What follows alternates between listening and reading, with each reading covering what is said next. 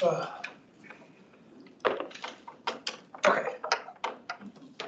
The bathrooms in this building. How are you? Let's be serious. What's wrong with those faucets? I'm good. I'm good. Anybody use them? Oh my God, they're like 400 little jets of high pressure water coming out of there. You put your hands on there, it goes all over you. So I think we need to resolve that issue. It would be embarrassing. I don't think that's the right department. Oh. Whew.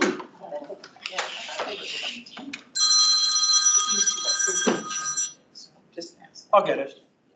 Oh, no, I was just kidding.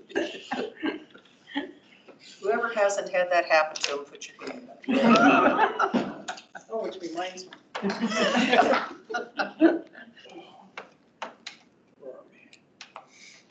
Did you do anything while I was gone?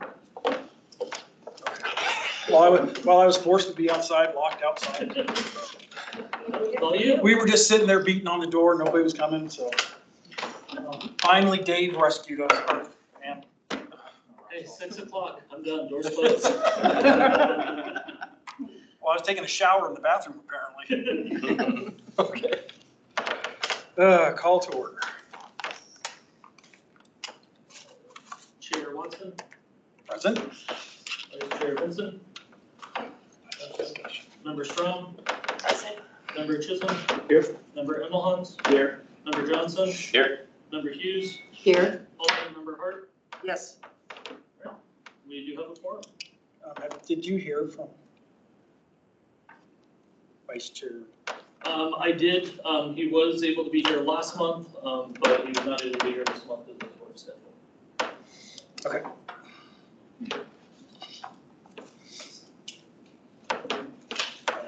All right, approval of minutes. Move to approve. Second, to move to approve the minutes. Last Clarify that. meeting. Okay. Second, 80. All those in favor of passing the minutes for last time? Aye. Any opposed? Nope. All right, minutes passed. Do we have anybody on public forum? No, I've not received any emails and no one has signed up. Okay, thank you. Dave. Hi. I'd like to start first with, we have to do some oaths to move forward with some of you. So if I could have Rick and Michael Chisholm and Edie please stand and raise your right hand for me.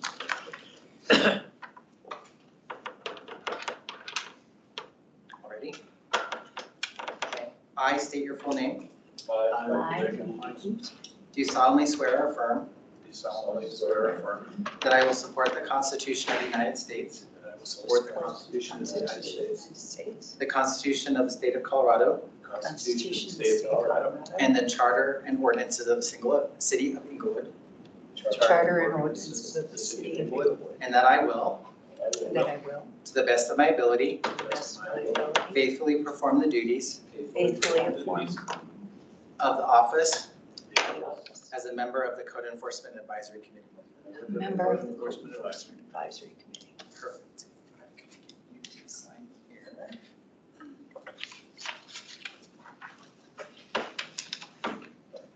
Your purse needs to have a share. I'm just kidding. Switch it up. And then there's one more, I'll do that part. Oh, you do that? Okay. And then flip the book over. That's fine. One more.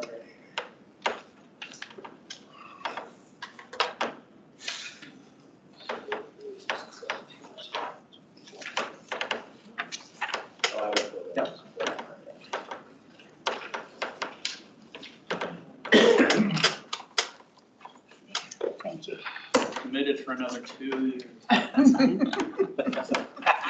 You guys fast. You know it. Gotcha.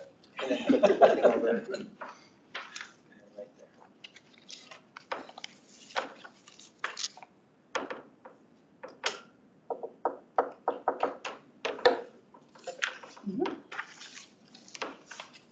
Well, welcome to your next study.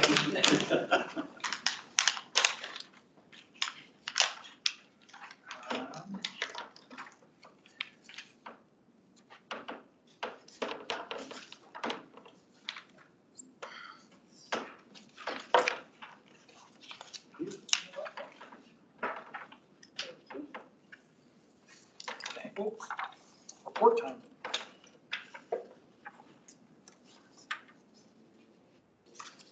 Personally.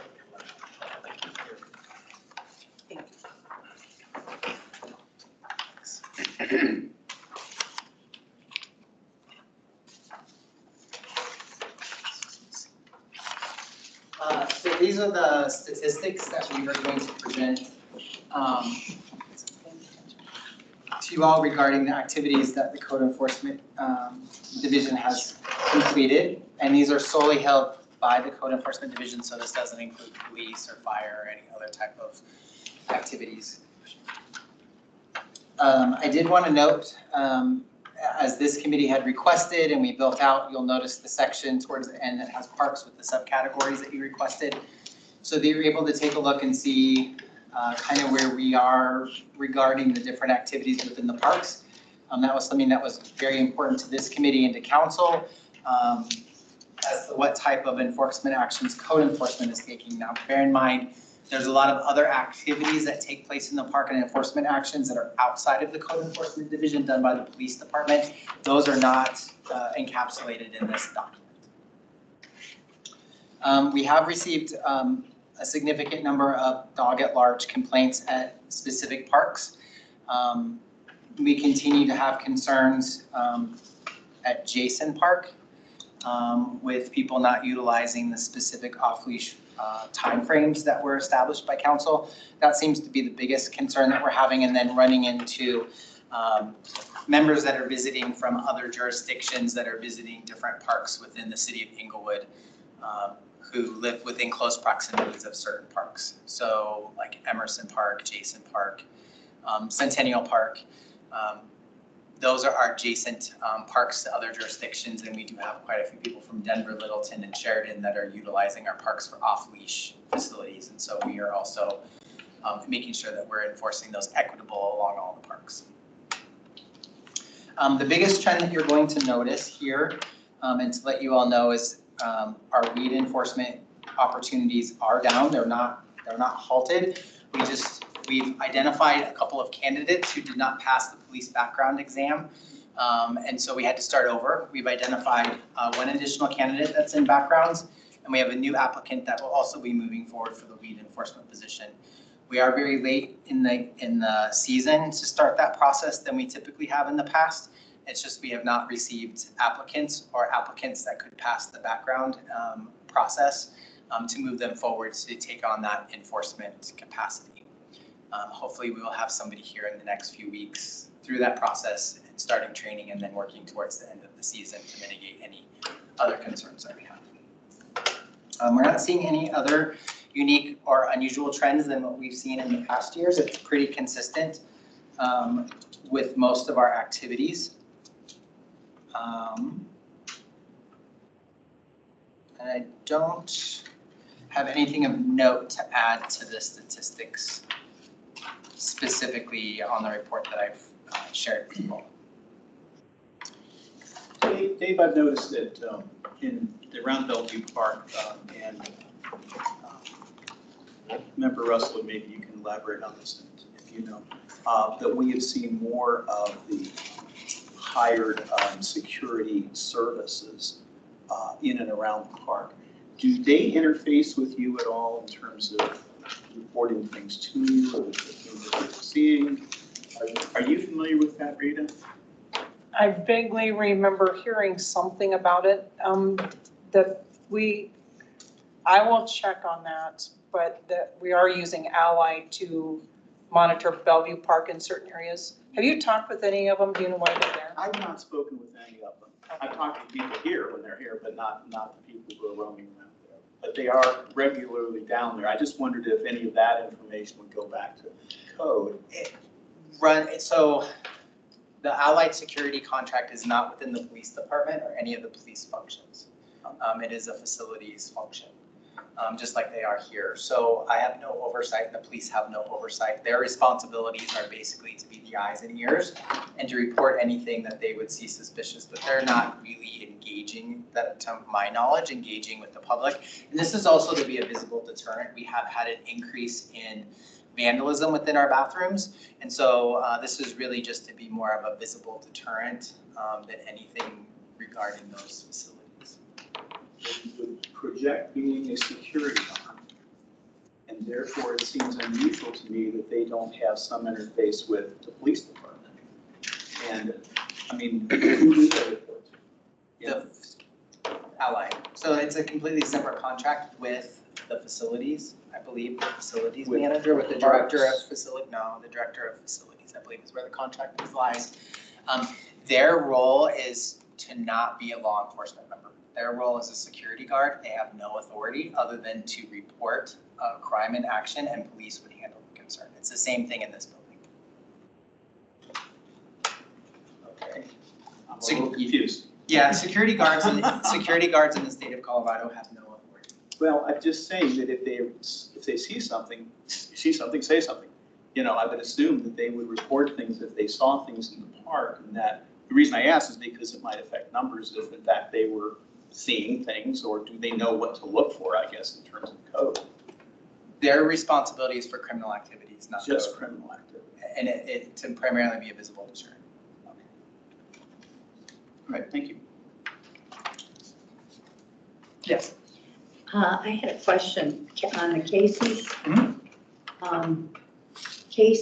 The total number of cases closed, and then it's broken out by dated, impounded, compliance, permit issued. What's public relations? Public relations is where somebody needs some type of enforcement action, but it doesn't rise to the level of a violation. So they're really seeking direction or information related to a circumstance. One question might be, hey, code enforcement, I'm looking at having some chickens. Can you please provide some education regarding how many chickens can I have? What kind of a coop do I need to have? Where does it need to sit on the property? What kinds of concerns might you have? Those are public relations. They also may fall within another department. And so we're really educating them and then doing possibly a referral or jointly working on a position that may not fall to code enforcement. But it is some type of formalized action that code enforcement. I have a question. You have 2,259 total cases, 2,754 cases closed. Some cases can take multiple months to resolve. And so in those circumstances, we wouldn't close it out until the month that they come into compliance. So for example, let's say on June 28th, we may have opened a case, but the case may take longer than 21 days. It could take 30 days. We could have it in a court situation possibly. The person may have asked for additional time to get something cleaned up, so it would go over that, where it captures it during that month, but it gets closed in whatever month it would be closed. So it's like a detective. So if a detective opened a case in June, it might take 6 months for them to close that case, and it sits in their queue to finish resolving. I have a question for you. Since I am the alternate, he is not here, can I participate in all of this? Could I any, don't know who to ask. go ahead. Yeah, Because something was said last time that I couldn't participate unless you said I was I believe it was voting. as an alternate. Yeah, so it's anything that's voting or like new business Okay. decision Yeah. type of deal. But I can But you can ask ask questions. questions. Okay. Or All right, can, I she wanted to can clarify that. also vote, or she can also voice an opinion, just can't vote. Correct. Yeah. Correct. If he's here. If he's not, the other gentleman, Oh, no, it has aren't nothing we to do with missing him. one person? Yeah, we are, but it has nothing to do with him. Except, so she would be eligible to vote tonight because we're missing one. Because he's Oh. gone. But, If voted. Otherwise, by the what board, if am I voted. here for? okay, even though we have a quorum, I wasn't sure of that. Yes. Okay. If there's any absence on a Okay. specific topic, if you need a vote on it, the board can appoint the alternate to fill in for a missing member for that topic. Then, okay. I thought it was just if we didn't have a quorum. Learned something. Question on the warnings and the tickets that are given out. On the warnings, do they go back on everyone that they give a written warning to and make sure that it's been abated or not been abated? Do they do that with every single one of them? And then, no? A warning would be if it was closed out when it was done. Like, I had a conversation with, let's say somebody walking down the street with their dog off leash, I can issue a formal warning. If somebody has their trash cans on the street and we may talk to them, instead of giving them a notice, we may issue them a verbal warning, having a conversation that's taking care of the situation. So the case was closed. It's how the case was closed. So that case would have been closed as a warning. My question is in relationship to like weeds, like we were discussing at the last meeting we had. When that written warning or whatever you call it is given, do they check and close those out every single time? Or, because that was the issue of when that was closed out, because they were making it go from, you know, April you had weeds, and if you had weeds in September, they only gave you 24 hours there because you got a warning in the spring. Even though you abated it, you took care of it, the weeds grow back, and that they were only giving you 24 hours at that point, which is not fair. And I was wondering if they were closing that out or just how they do that. It depends on the specific property, so I can't really, it's circumstance. It's Why not would it every depend single on the property? Because if it's a vacant property or other property that has really huge overgrowth, we're not gonna close the case out as a warning. Okay, because they didn't abate it, they wouldn't have abated it at that point if the weeds continue to grow. It But if they- depends, like if they're 4 feet tall, they're not just gonna issue a warning, they're gonna have to come back and check on that. Like, there really is a bigger difference between somebody that might be just like 6 inches by statute, which we usually don't do, to somebody that has 4 feet weeds. And us having to go back and follow up versus the warning and a posting notice. Okay, what does the statute call for? The statute says that we have a variety of things that we can do. We can give an informal warning. That is our discretion. We're not required to do that. We can post the property for 14 days, and if it's not complied with within 14 days, then the city can issue summons and or abate. So we can actually do both, issue a summons to court and abate the property. Okay, so if you post the property, you will go back and make sure that that has been done within that. Does that case close at that point in time? And that was the issue we were dealing with last time. Particular cases, yes, can be closed. Can be closed or will be closed? It depends on the inspection notes. So if the property is in compliance, then we would close that case. Okay, so the property comes into compliance, they were not closing them out on my block of houses. If they weren't in compliance, sometimes They were, Some cases, depending on what, and again, I don't know what happened last year specifically with your block. there was a models. bunch of people that Yeah, had the same so problem. a lot of people fail to keep their properties into compliance with the grass and weeds ordinance over the summertime. Okay, so the weeds were cut in after all the rain last year. Everybody on the block that got a warning cut them, except for one person that moved. Those weeds continued to grew then again. Didn't notice that they had grown back again. And I was one of the people on the block that they came up to me and told me that I had 24 hours to get that cut. I could not get it cut in 24 hours because I could not go out and do it myself. I have physical limits. And several people on the block, and you have elderly people in the city, and they said it was because I'd gotten a notice in the spring and that notice was still in effect. I said, give me, a few days, week, whatever, Did to you get somebody to do it. call the city to ask for that time frame?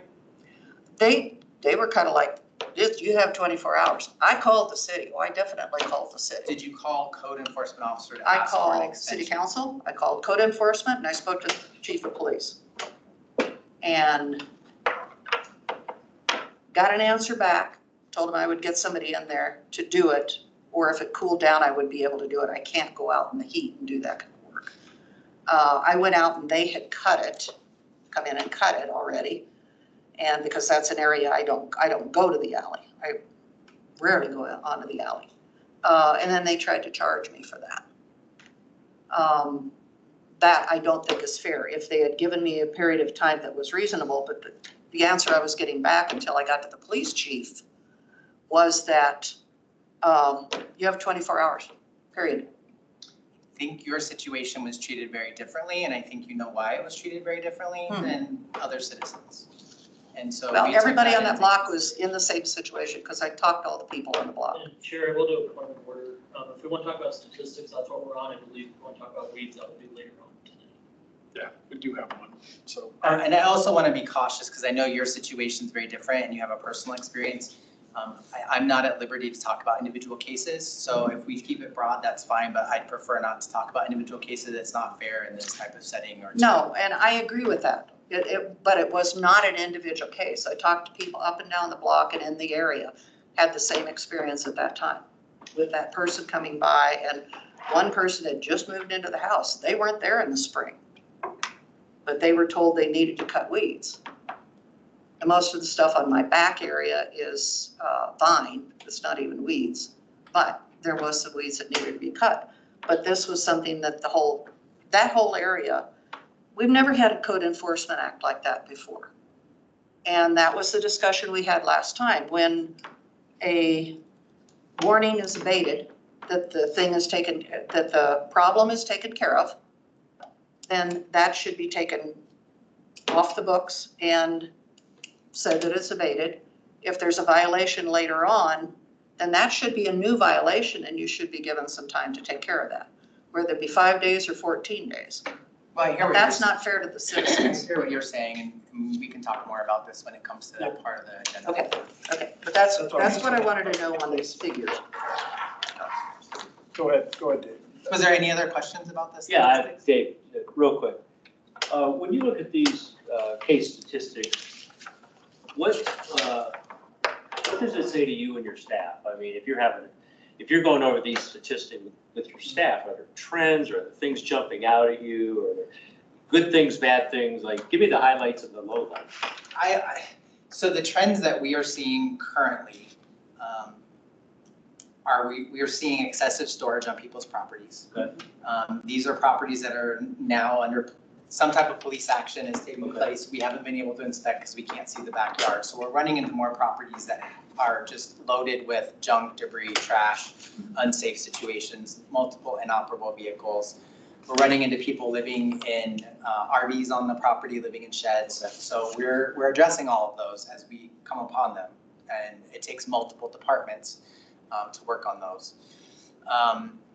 We are having a lot of very angry citizens calling and wanting weed enforcement. We're also having a lot of citizens calling and saying they don't want weed enforcement. So it's kind of, we're getting both sides. We continue to see an increase in complaints at some of our parks regarding at-large dogs, people not respecting the posted community standards that the citizens have voiced opinions on. I would say we're running into some recently illegal dumping because people are doing more yard work. And so we're seeing more illegal dumping in the backs of people's properties or blatantly on streets of yard debris. And sort of related question, and I have to confess I'm lazy.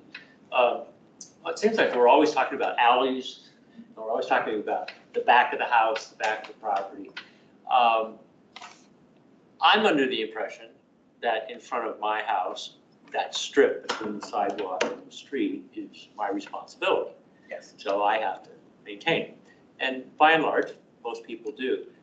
I've noticed, it's crazy, just in the last couple weeks, in my neighborhood, a couple properties where the shrubs that were, at one point were probably manicured nicely, are just flowing into the street. I mean, you probably couldn't park a car there, or if you did, you'd scrape. Is there a code that covers that? It's the exact same code for grass, weeds, overgrowth. Okay, so if I call in, somebody will respond? Yeah, or you can use the app. The app is always the best way. If you've ever used Ingofix online, it Okay. gets routed to the appropriate, for anything in the Okay. city, it gets routed to the appropriate department and you'll get a response from that city. Because it would take 10 minutes to clip it for somebody just to, It does, and that's what the seasonal growth Yeah. person does, is the front and the back of the homes. And I think people have the mixed conception that the city is maintaining alleys, which is not the case. It is the homeowner's responsibility up to the midpoint. okay, thank you. That helps. I have a question, Cory. Do you do year-over-year analysis of these? We do, and we present that at the end of the year. Okay. So you'll receive that towards the end of, probably the February meeting like we did, lists out specifically the trends that we're seeing year to year and how it compares seasonal wise. And so that's when that detailed analysis comes out. Okay. Dave, can I just get clarification, and you were talking with Michael about this, is that if you're seeing more debris, and I agree, I've got a neighbor behind me that now has 2 large piles of debris in the backyard. I don't know, because of the depth of our yard, that they can be seen from the front. What's the solution? So there's 2 ways that a citizen can handle that. The Supreme Court has ruled in case after case that code enforcement officers only have the ability to inspect properties from the curtilage or public right of way. So that would be any reasonable expectation of non-privacy. So for us, that would be walking up to the front door, looking from the alley. A 6-foot privacy fence is considered reasonable screening, and anything behind that 6-foot fence we cannot see. If a citizen wants to report that, then they have to come forward as a witness to be willing to testify that that's what they've seen, because code enforcement officers cannot view in someone's backyard that has a 6-foot privacy fence. That is a reasonable expectation of privacy. So it becomes one of those concerns where, like, I can't climb on top of my truck, I can't get a ladder, I can't look over a fence. If a fence, like, we found properties where fences have blown down and we're like, oh my goodness, I can't believe this is here. That would not be a reasonable expectation of privacy, and we can do enforcement from that point.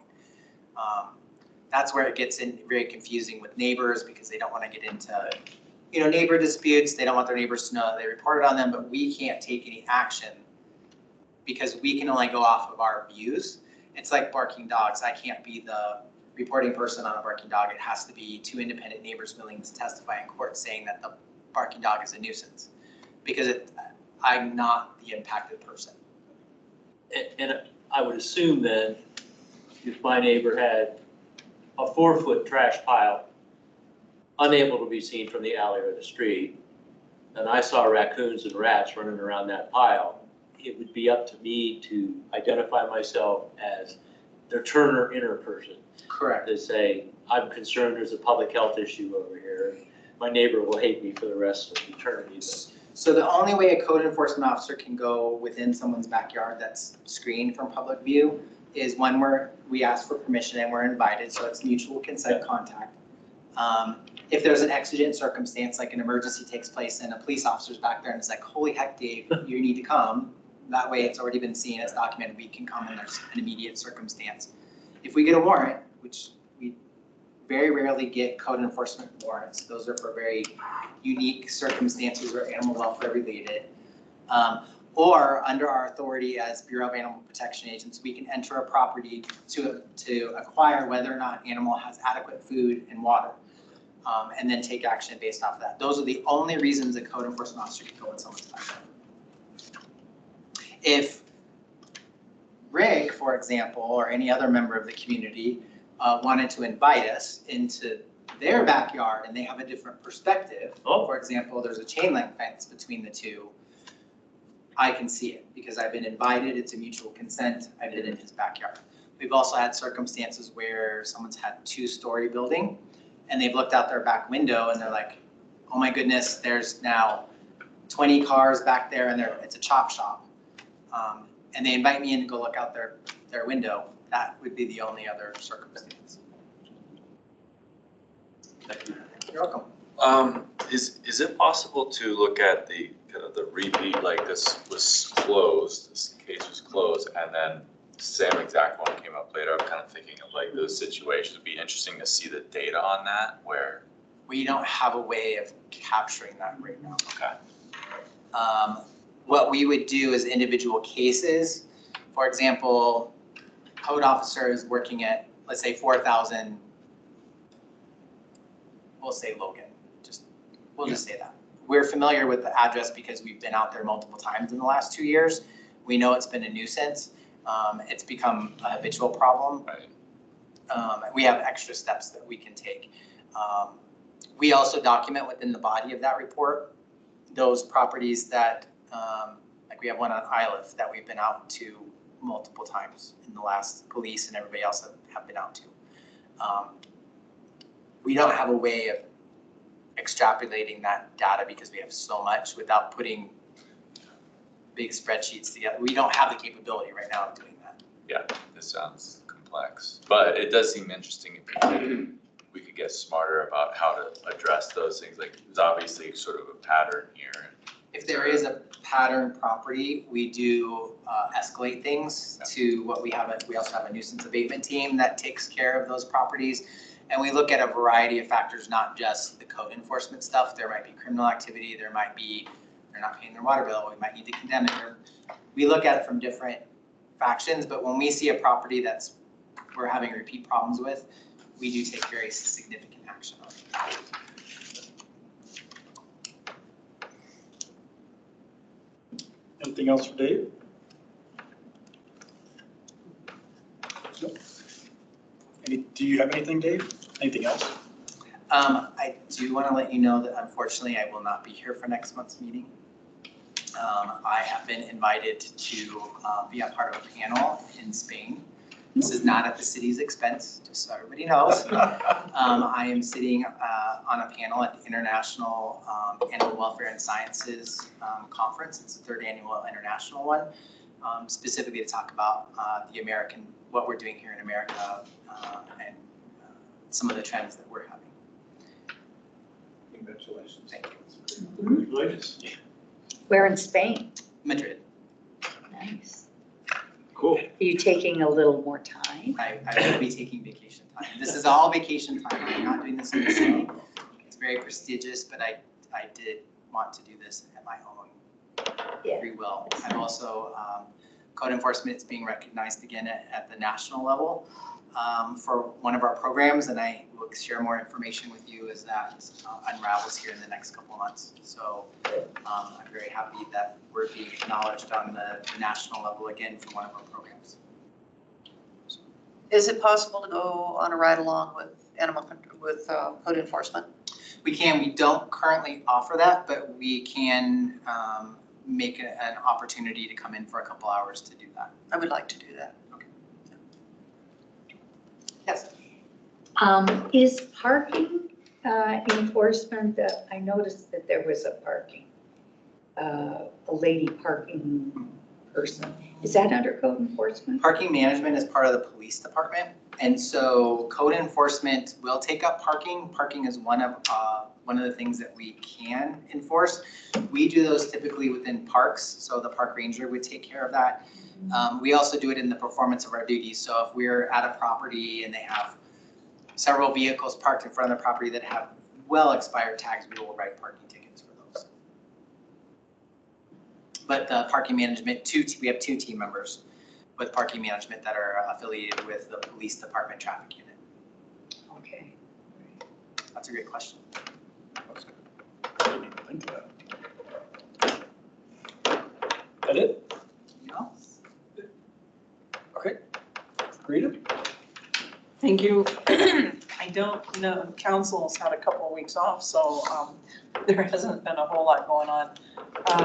Probably one thing of interest, and this is my personal opinion, there is a ballot initiative, citizen ballot initiative out there for 2 ballot initiatives and the GEO bond, and there is some discussion about whether the GEO bond will have to be canceled if the initiative goes forward. What's a GEO bond? General obligation bond Okay. for Parks and Rec. And Okay, that's fine. so council is still discussing that, and I personally would like to see both on the ballot. And I'm kind of wondering if there's a possibility of having a special election for the GEO bond and then just let the others go on the regular ballot. But I don't know, I think that's something we have to discuss as council and look into it. What So, are the other 2?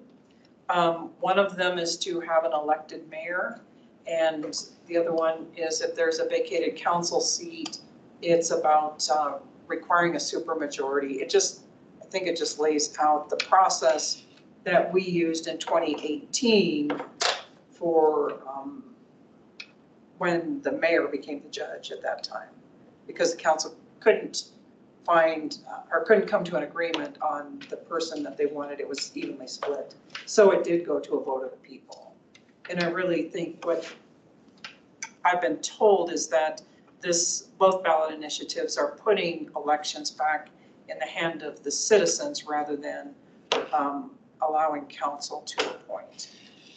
So that's what the two initiatives are for. Have they got their signatures? I think they're working on it. They have till August, it's either August 5th or August 7th or something. Yeah. Something around there. Okay, so they're in the process. They're in the right now. process. So, I mean, if they didn't get enough signatures, then the GEO bond, as long as we get it ready, should go on the ballot anyway. Why wouldn't it? Why would Well, those two apparently there are some. preempt it? Apparently there are some charter problems with having more than one initiative on the ballot at a time. It's Okay, like two subjects. two subjects. Yeah, in Colorado, it's supposed to be single subject on those things. Right. And now on the charter amendment, I mean, I don't know. It's something that council has to talk about. The GEO bond, I do know, has to be a single subject, because it has to do, and I think it might be a Tabor requirement also, but it's a charter requirement. So I think that's how, I do not believe the citizens realized that this would happen. I'm not even sure that the city realized it would happen until, I don't know, maybe 6 weeks ago. The city attorney announced it would be the only thing on the ballot. So I'm going to bring it up. Hopefully we can resolve this and get both of them on. It might be a moot point if they don't get enough signatures. So. It's expensive to have special elections. Well, if this special election occurred, I think the question could go on the ballot, or maybe there would be two different ballots that came in the same envelope. Oh, okay. I mean, that's something that the city clerk's office has to, Oh, I see. think I don't understand everything, but I'm Okay. just trying to figure out that both could get put on because I think both are important. I mean, the citizen initiatives, that's our First Amendment right to petition our government. Sure. And so, so anyway, I just thought you all would like an update on that. But that decision will be made probably in the next 2 or 3 weeks for a definite. So, Okay. I thank you all for what you're doing here, so. Thank you. Thank you. Is that it? Anything else? Yes. 2 weeks off, you guys don't have anything. Okay, next is the communication subcommittee. Yeah, I believe that you all received a copy of the communications plan last time and wanted to review it. Is that right? We haven't approved it yet? Don't know that, did we not approve that, AJ? Okay, We so haven't need to approved it. do Yeah, and so, so you all have it, and I guess the question is, do you want to approve it? at this point? Does anybody not have it or hasn't seen it? I got a question on it. Simple question, simple fix.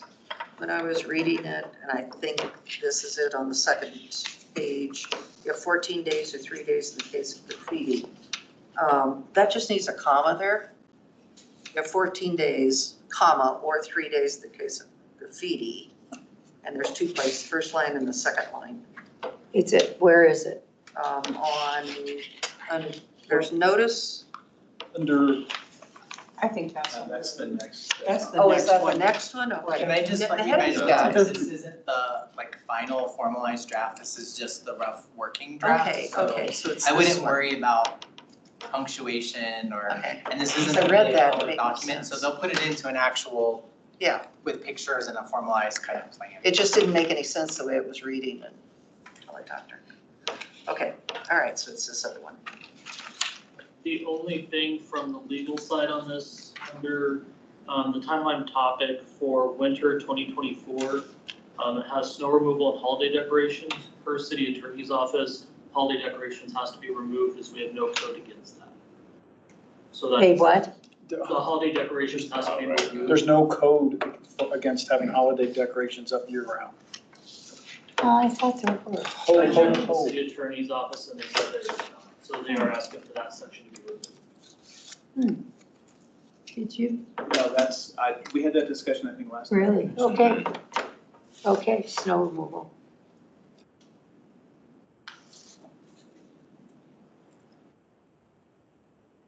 Any other?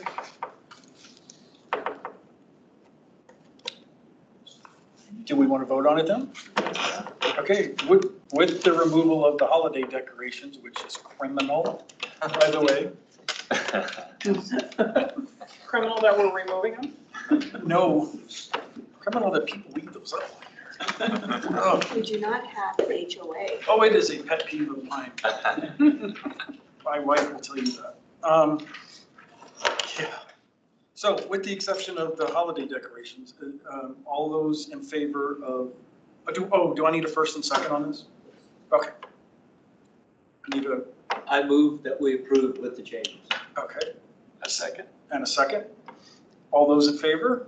Aye. Aye. All those opposed? Motion carries. Okay. Thank you, Edie. Uh-huh. And Also, we have, Dave forwarded to us an article that was developed for the next Englewood magazine. And I just printed it out so we can take a look at it and discuss it. Is that what you're thinking? Did you print out enough for everybody to? Well, pretty much. Sure. We might have to share. well, is this, this is not the art, well, I guess this is subcommittee. This was presented to us as the subcommittee, so. Okay, no, I just wanted to be sure, I got making sure we were I following, have one more. because I know AJ gets so mad. There's another one. Okay. This was the draft of the article. When did you need to get back to them, Dave? Last night. So you've got time. So I think if you guys take a look at it, just to get a general idea of what we did, or what the city did, and kind of give me some feedback as to what maybe you might want to see in the next one, because they're going off of your communication plan moving Right. forward. So they were utilizing that as the template as to what is going to be run in the In the Englewood in magazine. And our approval rate, our approving is really just, we have less than a week to approve, like, look at it, approve, make changes. So just so everyone knows, it happens pretty quickly. And Dave, these are coming out as CEAC, not just code enforcement. Is that correct? They're actually in a corner Okay. related to just code information. It's not, they don't brand things as this is gonna be from code enforcement, this is Okay. gonna be from CEAC. That's not the way the magazine is published. Okay. All right. I think my only takeaway on it, I think, Dave, and I'll be frank, is that it comes across as fairly cold. And that's why I kind of asked if this was coming from code enforcement. I can understand the perspective, but when we want to encourage people to do what they ought to do anyway, just that little bit softer message. Do you have that article? Just the heading is follow the code is like saying obey the law in my mind. You know, it's kind of a obey the law, follow the code. If it could be worded in a way that was a little softer, a little less in your face kind of thing, that still communicated the same message. They're all good points in here. I just see that as being a little bit more friendly, Like a friendly reminder. as a friendly. That's what I would put down. Instead of fall code reminders, I call it friendly reminders as the header. And if that's what you guys would like to see, I would encourage you to reach out to Chris Hargreaves with your feedback. Okay, so this was developed by This is- him. So no, we have copyright people Right. that write the magazine for everyone. Right. my role is just to check it for accuracy for code. If you guys want to have a different type of message, you guys are more than welcome to communicate that with Chris or whoever he has set as your liaison with them. It's not the message, it's the tone of the message. And I think Edie, you and I as subcommittee members can We'll do approach that, we'll and call come back to council or to the talk with group her. and talk. I think they're using a freelancer that's, I know, that's who worked with us. earlier. yeah, she's very talented, so. I would just suggest that it doesn't come across as too optional, Oh, yeah, it's obviously, you not, I we agree. don't want that. know, They like, are code, yeah, it's like, but Oh. a friendly reminder, these are the codes. right, This is not Denver. There you This is yeah. And remember, take your holiday decorations. It drives me nuts too. Oh, my God. Mm, There are worse things than that. There are, but that one just, makes my skin crawl. Spider, snakes, no problem. Christmas decorations. Oh. Okay, so is that, are you good? Yeah, we'll have an appointment. Okay. Follow up with that. Or did you raise your hand? Oh, I thought you, oh. Corner of my eye, sorry. Stupid glasses. Okay, moving on. We didn't have any unfinished business.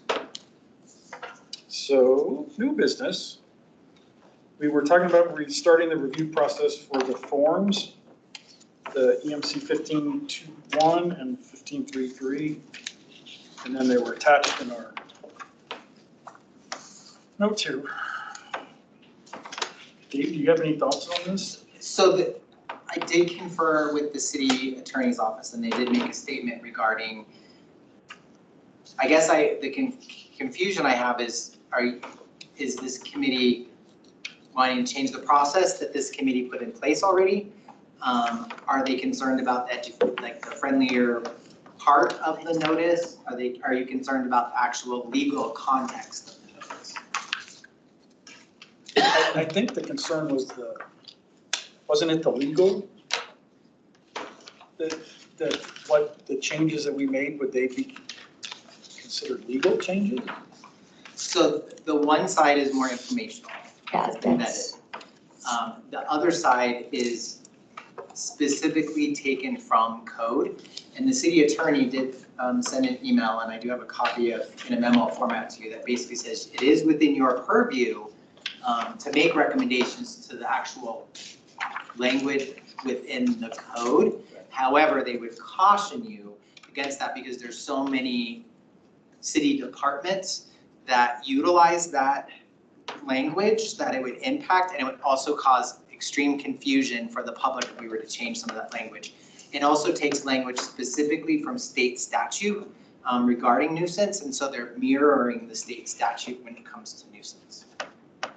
Can I say something? Yeah, no, go ahead. This is my recollection, so my recollection is not always 100% accurate, but my recollection of the discussion was, does the notice reflect the code? Yes. And I think the consensus here was the code. I think where the rubber met the road was there was some concern about the code. So the way I left the meeting last month was that, again, I'm speaking for myself, that this was accurate and this is what we asked for. However, if we want to look at the code, we are allowed to look at the code with all the bells and whistles and aggravations that might be involved.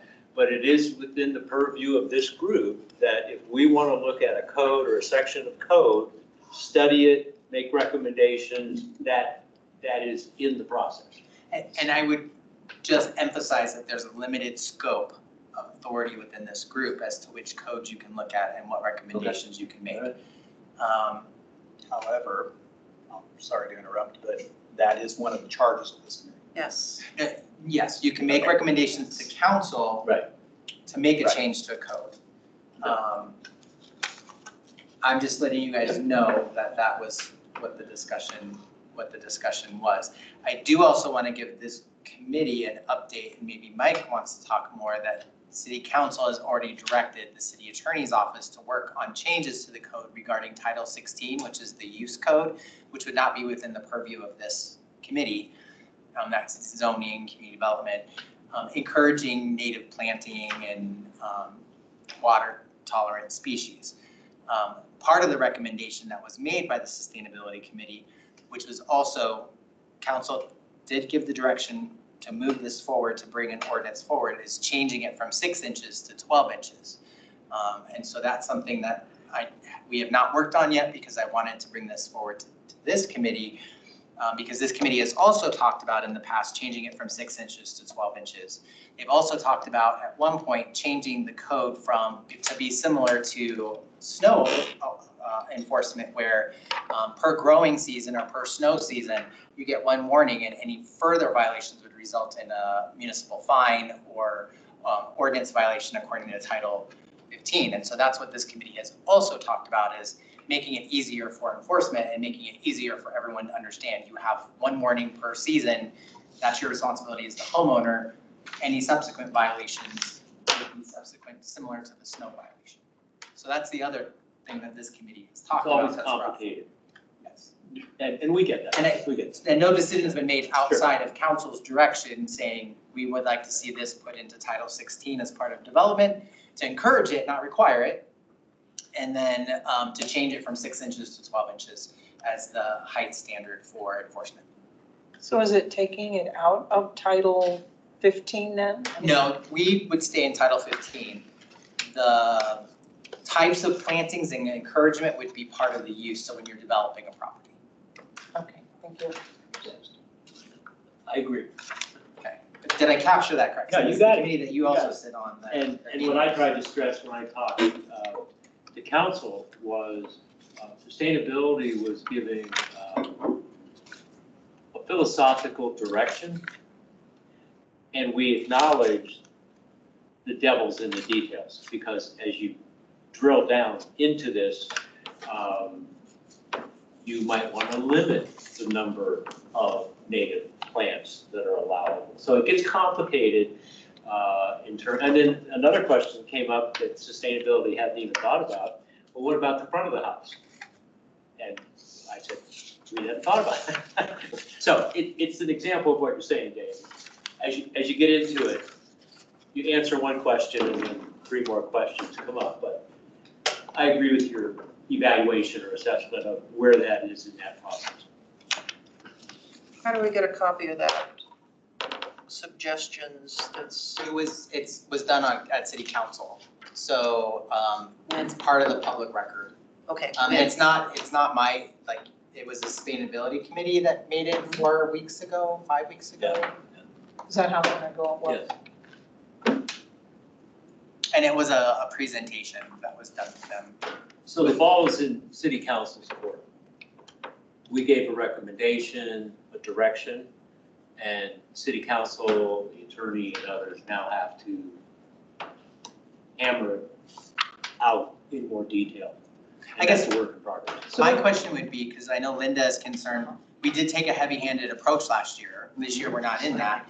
That was the direction that we were given to follow that process. So we're currently not doing that process right now because we don't have the enforcement staff. We're doing complaint-based. We're also doing very egregious as we're patrolling and we are going to a call for service. We see a property that's 4 feet tall, then we're taking action and we're issuing the notice of violation. I guess I would ask this committee, if you want to have the conversation again about having it like the snow ordinance, which has really simplified the enforcement process and made it a lot easier for code enforcement, but it's also made it very easy for the citizens' expectation of you get 1 warning, it's closed.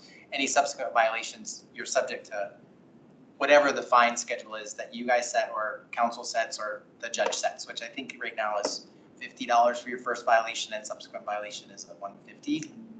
Snow is a different issue than weeds on an alley. Snow on a sidewalk is dangerous. It needs to be cleared, and it needs to be cleared quickly. Weeds are not going to hurt someone, make them slip and fall. So putting them in the same, if I'm hearing you right, putting them in the same category of enforcement and extent of enforcement makes utterly no sense. You've still got to give people time to get a problem resolved and be reasonable about it. And the heavy-handed was something, I've lived in Inglewood for over 30 years. I've never seen that type of attitude toward an issue. And I hear wholeheartedly what you say, Linda. Yeah. This was the I've direction never that seen my neighbors up we've in been arms given like over the that. last couple of years. You Mhm. know, the city manager has even been here to explain this. Like when 11 years ago, we started, the biggest issue dealt with chickens and weeds, and it was very angry that we weren't doing weed enforcement. So then the pendulum swung to, we want, based on the sheer number of complaints and angry citizens, like you should hear the phone calls that we're having. Oh, I get it. I've been there. I've worked coded. Right. I've worked animal control, so I get it. So I've been there. It's very hard for us to hear that the citizens are very angry, that they want this enforcement, that they send in complaints. And I would disagree that weeds should not be considered similarly than a safety violation, because as we all know, we live in Colorado, it's very dry, this is kindling. People are putting in these complaints that it is a fire hazard. They are acknowledging, citizens are acknowledging these in the emails. So, and it's also limiting the restricted use of how people can get in and out of alleyways. Again, I'm just telling you that this is the pendulum where we are, and we were hoping that the stricter enforcement, people would realize this is my responsibility, code enforcement is taking this serious, they're really giving out fines, they're doing this. We found some success, but I don't think maybe it hasn't been as successful as we wanted. And so we're kind of seeing where we are right now, you know, not having the heavy-handed enforcement. I would say some of our habitual properties are still habitual properties. I guess, what does this committee want to see? If we're doing the same thing 2 different ways and we're not getting the result that the community's wanting, what does the community want? Okay, so you come down on you're putting the regular citizen that has a few weeds out of the way on the alley in the same category as someone with property that is way overgrown. That's not practical, and that's not being fair to your citizens. That's where my big concern comes in. You cannot do that. It's like the dangerous dog law. You don't ban all dogs because there's a few bad dogs out there. You figure out a way to separate the bad characters from the rest of the citizens that just need a little bit of education to deal with something. That's what I'm saying. Don't be heavy-handed with a baseball bat to everyone. Use your baseball bat and hit them in the knees on the ones that are the repeat problems that are 4-foot-high weeds. Don't take all of your citizens and treat them in that same way. That is not fair at all. And that won't fly with the Inglewood citizens. I guess the concern that I have is we have to enforce equitably the ordinance. And so when you start saying, when you start saying you're gonna do it only for these properties, then you need to address the code to be something where it's not the 6 inches, but the 12 inches, and maybe that's more reasonable for the citizens to understand. It's unconstitutional for us to, let's say we go down a block and we only pick on one property, but there's 3 other properties that also have similar violations. It may not be as egregious, but they have the violations. Then we're doing selective enforcement, and then we find ourselves being liable. I totally, utterly disagree with that. I work with state statutes for a long time. Totally disagree with that. Absolutely disagree with that. And I'll fight that if it comes to the city council. As a citizen, I will fight it. I think maybe this is something that city council should give this committee direction on what they should do in going forward. I personally, weeds are different than snow in the fact that generally you give a notice of violation on weeds, people will clean them up. Yeah. And snow generally is gone before the next time. So that's why people get a ticket immediately, because 7 days later you go back and the snow would be gone. So I can see criminalizing snow removal. I cannot see criminalizing weeds. It would make it easier. I think that maybe council needs to give direction. Obviously, you do not have enough help to address the things that are going on. And that is probably the main problem right now. So I think this is something that a council should talk about before this committee moves forward with that. I think it's healthy to have the discussion. I agree, we are an advisory group, and nobody has to listen to us. I mean, we can state what we think, and I think the stronger our consensus is, the more powerful it is. I think our challenge is to work towards a strong consensus, deliver a clear message to council, and then let the process roll the way the process rolls. So I hear what you're saying, Linda, but to me, we got to get our fingers into the code somehow, because code enforcement has to just follow what's in black and white. My sympathy towards them is. But Dave's right, and that's exactly what I said. It's what's written is written. Yeah. And yes, I agree, some things are worse than others, but until that's spelled out, they're. Yeah, it's hard on them, and I agree with You're- that. It's you're- hard on you're you asking if it's them to not make spelled the- out properly, but it needs to be corrected at whatever level Well, I the think, problem is, it needs to be corrected and looked at. and I think that's what Rita just said. And she that would be great. That would be the good place to start. Go ahead. Just a question, Dave, I think you mentioned that habitual cases are treated a little differently, is that true?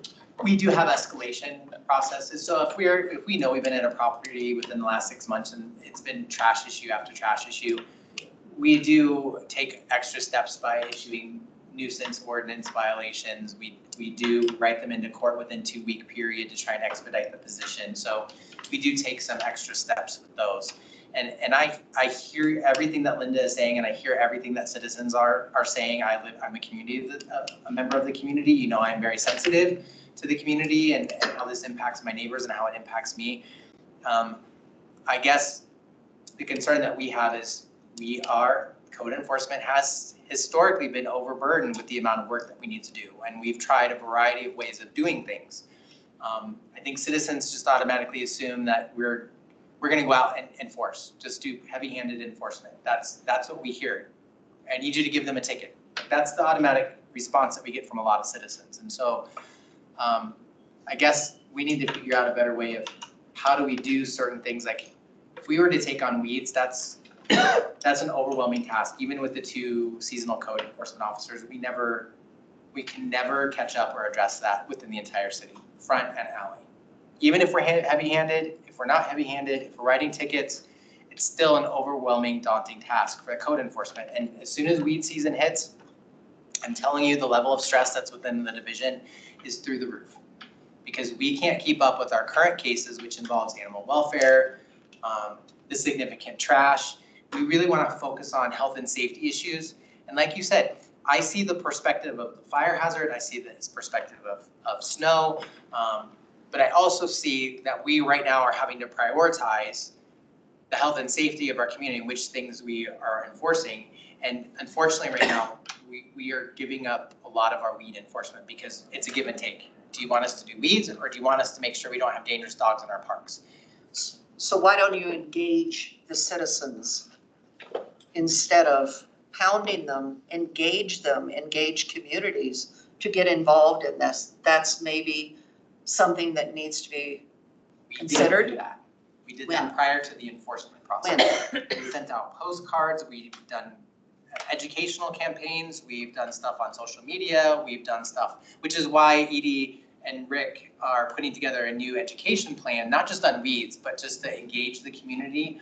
And we're really trying to make sure that neighbors look out for neighbors. Right now, neighbors are telling on neighbors, but not working with neighbors.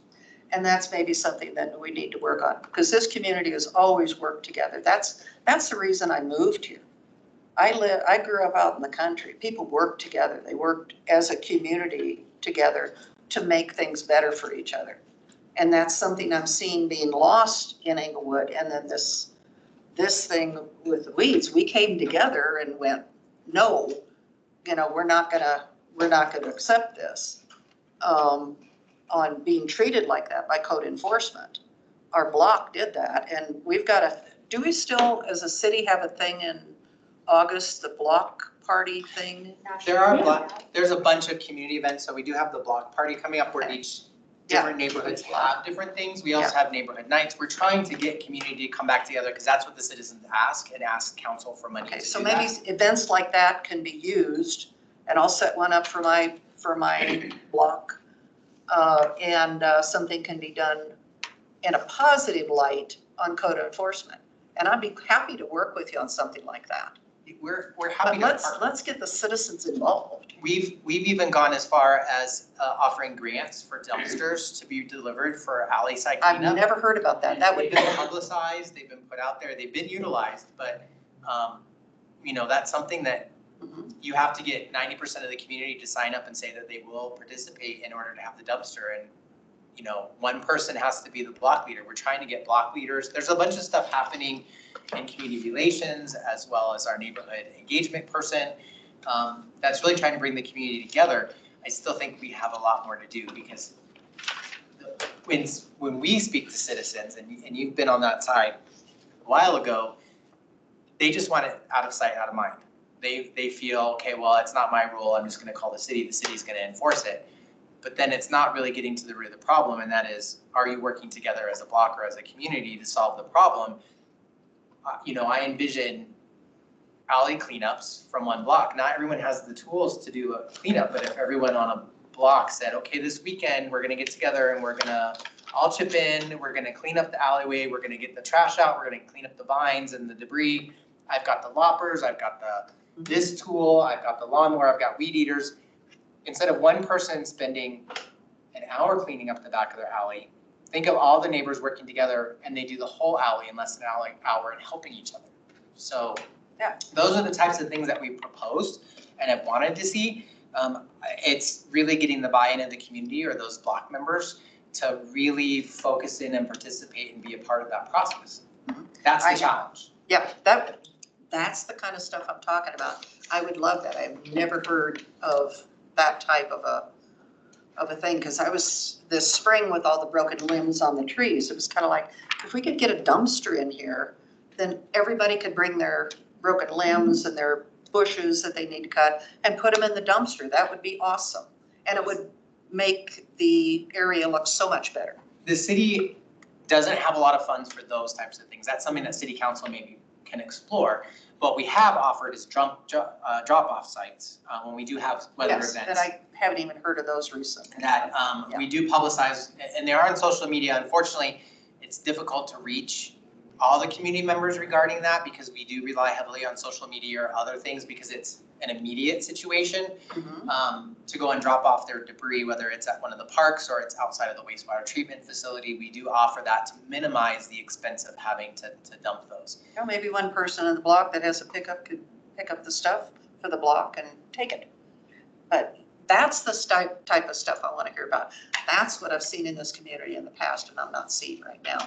So I'm willing to work with whoever. I'm happy to connect you with Madeline so we can come up with some more stuff maybe Okay, for that next would be year. great. Maybe there's some budgeting opportunities to talk about with that. And this committee, and I know code enforcement, we have advocated for that kind of stuff. We just haven't had a large community turnout when we have put those things out to the community. Okay. Madeline has she has like, they're not block captain, but they're neighborhood captains. Their neighborhood leaders. The next meeting is on Tuesday, July 30th from 6 to 7:30 at the Guild. And just contact Madeline Fickus to know that she's coming, that you're coming. And she could put you on the email list and then her number is 303 762-2336, or her cell is 720. Nope, Yeah, don't say that out loud. we're on go to. Okay, The work number was fine. okay. Okay, and you can give me All that. right, well, she Yeah, puts it in her Yeah. general to Okay. everybody. No, I know, but Okay, yeah. But those programs, the And- community improvement grants, the block captains, all that lies within Madeline's division, and so she's the one that you can propose projects for your community too. Yeah. I know there used to be block captains, but I haven't heard of anybody doing that in years. So, thank you. That's helpful. I think your neighborhood, because of the way that this would reconfigure the entire city based on neighborhoods, they're considered neighborhood leaders, and it usually represents a number of blocks. And I've heard of nobody coming by with any information, nothing. I'm really sorry to hear that that's what you've experienced, because we've really been trying to promote some of these programs, and if that's an opportunity that we have, please reach out to Madeline. Again, there's probably people in your area also that we can reach out to that Madeline can work on. It's concerning to me because we've really worked really hard to try and connect these neighborhoods, and to give out these grants. And I don't think that all the funds have been used. Okay, that'd be great. That'd be super. Thank you.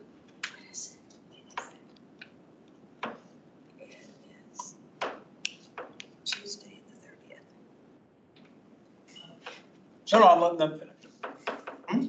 So, no, I'm letting them finish. Okay. So I know that the city attorney has been asked to write the code regarding those two things. I don't know if that's something that this committee wants to have a conversation about, if they want to put it to a vote, if they would like to provide I don't know what the next steps are from this committee regarding that. I know what the direction is from the sustainability committee. You're talking about the 6 versus 12? Yes, and the Title 16 stuff. And the Title 16 stuff. So Title 16 stuff was already made recommendation from sustainability. Council already gave the direction on that, and they gave the direction to see a code change regarding the 12 inches. Well, I mean, what could we vote on? We could take a consensus as to what your thoughts are on changing it from 6 to 12. That could be an idea. You could table this for a future conversation, although next month, I think you guys are holding elections, so that's primarily the only thing that takes place on that day. You could stay silent on it and just wait to see what the code change might be that goes forward to council. Can I ask, is there an opportunity, because the habitual cases seem to be more, I think we would all tend to agree, more important than a one-off as a little thing that's been fixed, but if it keeps occurring, is there any formal process or code around those? There is, it's under nuisance, so Okay, there's a there is. specific code for nuisance. Okay. What we're running into, and this is why we have to start the enforcement process, or why we try to do the education every year around grass and weeds, is that we have over 50% of the properties here in the city of Inglewood are rental properties, those that are not owner occupied. And so a lot of people don't know the responsibilities of the tenant. The owner has not set clear expectations. We did have quite a few owners who were surprised to get bills and then realized that they didn't set clear expectations for their tenants. So, that's a whole different opportunity, but that's why we have, every year we go out and we provide this posting, is because there are such a turnover in responsibilities of who is taking care of the property. So Mike, you're on the Rick, are you on the sustain? Okay, so what's the discussion there around the 6 versus 12? I don't think we've. I'm confused. I was going to say, this is all new, the 6 versus 12, Mike. Is it something that came out when you were talking with council, you would say? It was part of the presentation. Right, you right. just did. Part of your presentation. But I guess what I'm saying, what is the question to this group that is similar or parallel to the question of sustainability? I guess I would pose the question, would this committee support a change to 12 inches? Would that be a consensus that we could Oh, okay. move forward with? I didn't pose that correctly. I Thank think somebody else would catch up and pose that. Well, I think anything this group did that supported the sustainability's recommendations would be welcome. I guess my question is, how long did you guys basically talk about it? And how did? A year. We spent a few months, a couple months anyway. On on the discussion in terms of what was our position on native plants? Right. What was our philosophy? So again, our consensus took 3 months at least. And I don't see that we're at that stage here, No. but I mean, I'm not trying But I to. also don't know that that's, because is that specifically in the area that we can recommend changes to? It's under nuisance. It is under nuisance, okay. So my question is, native plants being 12 inches and a weed being 12 inches, to me, are two different things. Mhm. Or grass. Oh, yeah. Or grass. Right. And I mean, native plants are what people are using for landscaping, not weed control. Is that correct? Right, that's correct. So for example, I guess, I don't know where the sausage is getting made. Your point's well taken. If we were to say, as code enforcement, that our recommendation is there should be a differentiation between a 12-inch weed and a 12-inch native plant, I think that makes sense. And this group could say something like, any native plant has to be identified. It's not a universe of 100 plants out there. There might be a universe of 10 native. So I could see this group commenting on that in terms of fine tuning sustainability, because sustainability was not saying anything that's wild is supposed to be legal in Englewood. And so code enforcement advisory could say there ought to be clear definitions. So enforcement knows what is a native plant and what is a weed. I would think that has to be sorted out somewhere.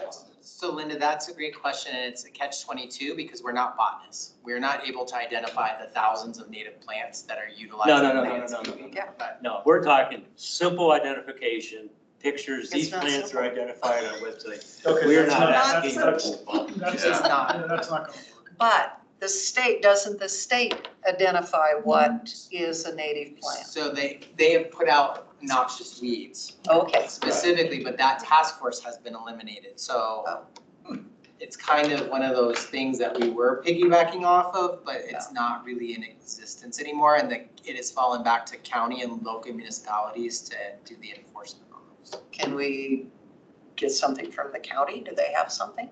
I don't think in this early stage, because this is new this year, so, There are numerous organizations, Colorado State University, State of Colorado, volunteer organizations that can clearly identify a finite number of native species. We're not talking about a universe. Those can be identified. But- Those code enforcement could easily be brought up to speed. We could say to the homeowner, you have to put a little sign next to the plant and identify that it's a native species plant. I'm just saying, this is solvable, but the argument that we're gonna expect code enforcement to become botanists and they're gonna know 150 different kind of noxious weeds, and that's not at all what we're talking about. So back to code enforcement, what advice would we give to the city? I'm speaking for myself, I'd say, be very clear on what is a permissible native plant. Yeah, and that's not a simple answer. These are the 10 native plants that are legal in Englewood. That'd be plenty. People could work with 10 native plants. Oh my Code gosh. enforcement wouldn't have to go around with a dictionary trying to figure out which plant I'm looking at. So Is that a can of worms? That's a bag of worms. That's- and I'm just gonna put my crystal ball out there in watching council meetings, and I know that there's certain council conversations as to forcing people to plant certain plants or having only certain plants as options. I'm just putting that out there because I remember the conversation that a couple of the council members had during this, during that. again, I think the ball is in city council's court right now. I think city council is deliberating, I hope they are, and they're trying to answer this question. I could see city council coming back with a recommended code change and running it by code advisory and saying, what do you think? If we want to be proactive and step forward, that's fine. I mean, sustainability can tell this group what we thought, but I'm feeling like we're getting ahead of ourselves. Yeah, I want to see where we're at with that. So what I would suggest, council is not talking about it. I mean, everything the council talks about gets put on an agenda and the public knows. Okay. You brought it forward in a study session. If there was council action required, and I don't remember what we decided that day, then it may have to go on a study session agenda again. Okay. Or if there was an ordinance proposed, I mean, I suppose that might come forward. But I'll have to go back and look into that. If I recall, the direction was given by the mayor through consensus to go ahead and propose ordinance changes and bring it forward to council, if I remember correctly. Okay, I'll go back and look. That's what I thought. Okay, so I think we table that till we see. what the- Before we do anything, Yeah, we yeah, need yeah. to know what the direction of Yeah, yeah, council is yeah. as we're going. I Yeah, mean, because, we are an advisory committee, we can give them our thoughts. yeah, let's see where they're at after that. I'm really hesitant about going above 6 inches. My personal thought, wow, you know, I see yards that are 6 inches that look horrible. I can't even imagine what would happen if it went higher than that. And there are native plants that stay below 6 inches. Yeah, exactly, and these But there's people a aren't difference. native Yeah. planters. Right. They're Right. negligent people, is what they are. All right, we're gonna move on from Do this you, one. let me ask this question, do you differentiate between a lawn area and a quote landscaped area? You can clearly tell what's intentionally landscaped Okay. materials. So you can tell the difference and you have room within the code to be able to designate that. This is a weed, this is an area needs to be cleaned up to 6 inches. This is your milkweed, that I have some for the butterflies in my yard, that is landscaping. Okay, that's all, But again, yeah. there's also some variations off that. Yeah, We have to oh keep yeah, it there's clear. always, yeah. You know, the people that plant sunflowers that grow over the sidewalk get very angry every year when we tell them to cut it back because people can't get through, so. Yeah, that makes sense. There's always those gray areas you gotta deal with. So my question is, there are some weeds that grow along the ground. They don't stand up really high, but they could be 12 inches out from the edge of the grass onto the sidewalk. Like bindweed and Oh, bindweed. sandburrs and things like that. Yeah, we So- don't require the removal. We only require the cutting back of under 6 inches of any grass or weed that falls in that category. But if it's growing onto the sidewalk, it's interfering with that sidewalk, so you would make them cut it back. Yeah, we would take a look at it to see if it's like 75, we look at the 75% kind of rule, like if Okay. it's 75% passable, then it's Yeah, usually within that gray area, but if it's obstructing where you can't get a ADA, we're really looking at this for ADA compliance, that's the biggest concern. that makes sense. Okay. Okay. Was that your question? I'm so sorry, I cut you off. Yes, yes, that was it. I mean, because you see, I mean, if you drive down Dartmouth, there are some weeds that are 12 to 14 inches high. Right. So. Don't drive down Dartmouth. Just fly everywhere. Go by bubble. No, I don't. I live the other direction. I was blocked by the road work next to Burger King. That was terrible. Coming across the street and by. So no, I'm on that direction. So for the EMC 1533 and 1534, I mean, I assume you printed out 2 pages that are the same because they both have different things on it, right? Right. Yes, the first one is 1521, 1561, and second page is 1533 and 1534. Okay. And 1533 is what this committee asked for last time, is what the actual legal required wording was for the posting.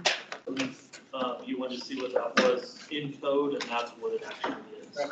So the bottom 2 paragraphs on 1533 was the wording that there were questions about, how it was written and the harshness of it, but that is what is in code and that we have to follow, because that's a legal portion. And again, that really mirrors the state statute. so it's not as confusing when it comes to any kind of formal lawsuits moving forward. What's the difference between 9 and 10 and 11 and 12?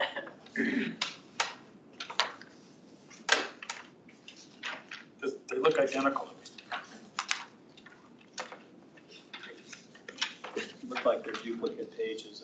Well, they're not because they're in different fonts, which is weird. Well, I Different read size. through both of them, and they're pretty darn identical. No, I was going back, and forth. I'm sitting here doing this, trying to read it, and they're identical.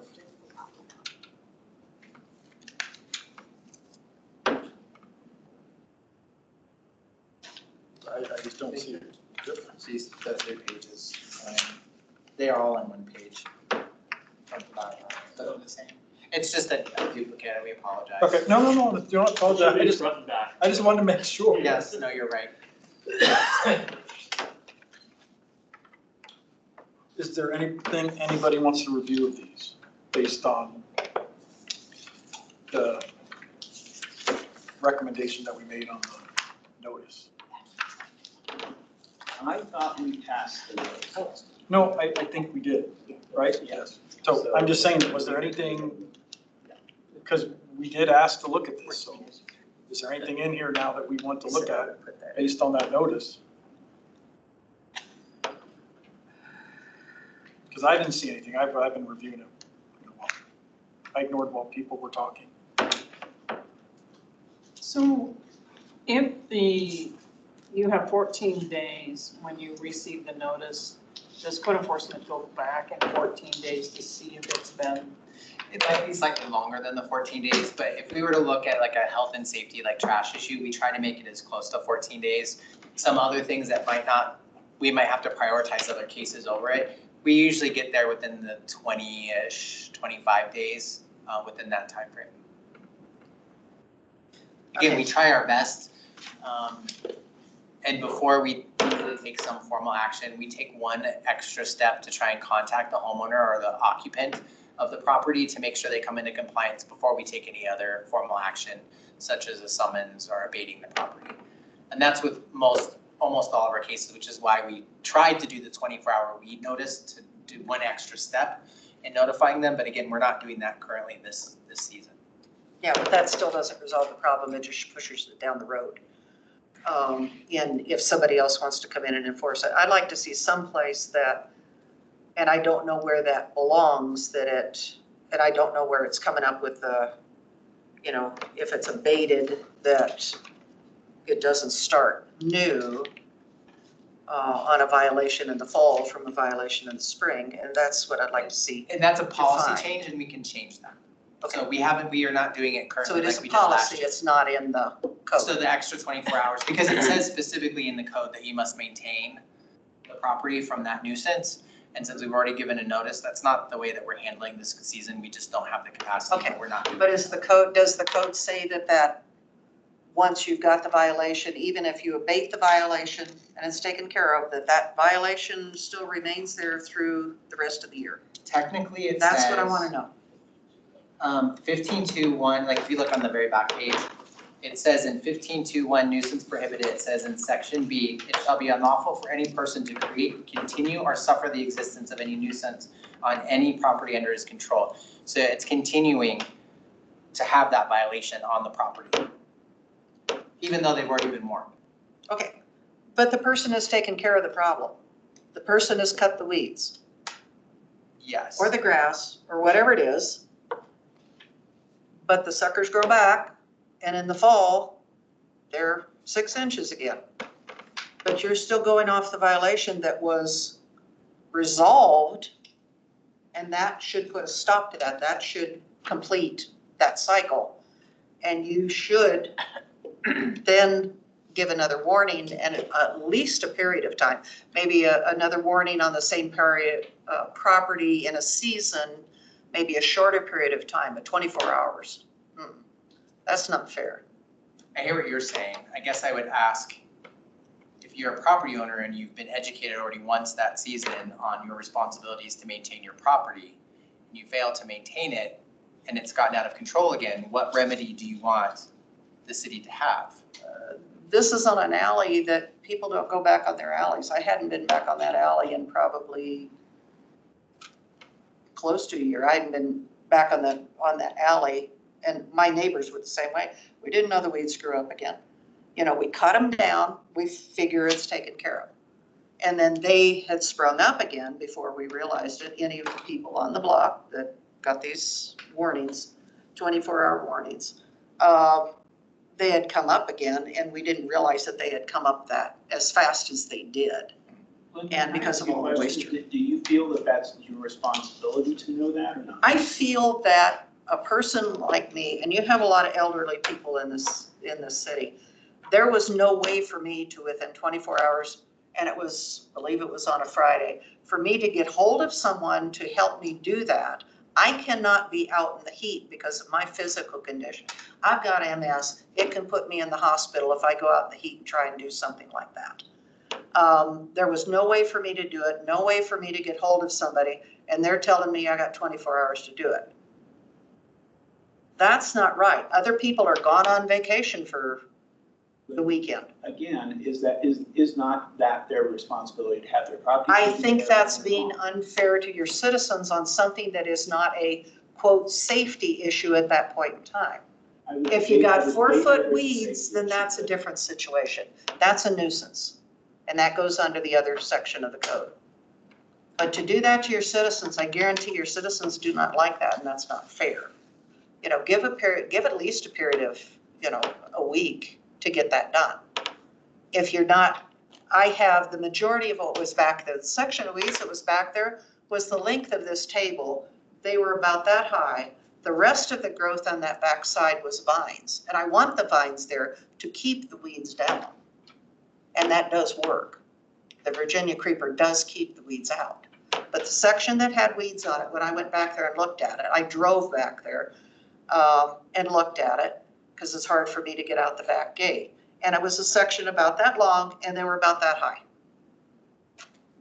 So it was kind of like, what is the safety issue that I have to get that done within 24 hours? And my neighbors were the same way. I looked at everybody up and down the alley. And I know we weren't the only block that ended up with that. And I talked to other people and they were upset about it too. I just want to see something that's fair to the average citizen, to give them a period of time to get that done. Can I ask a Linda, when I question? had it, that happened to me in my house when I Mhm. moved in. And probably the first spring I moved in, I got a notice, said, cut your weeds. So I cut the weeds. Mhm. And then I said, note to self, I better keep an eye on those weeds. So every 30 days or whatever, I drive down my alley or I walk out and I look at the weeds. And I cooperate with a neighbor.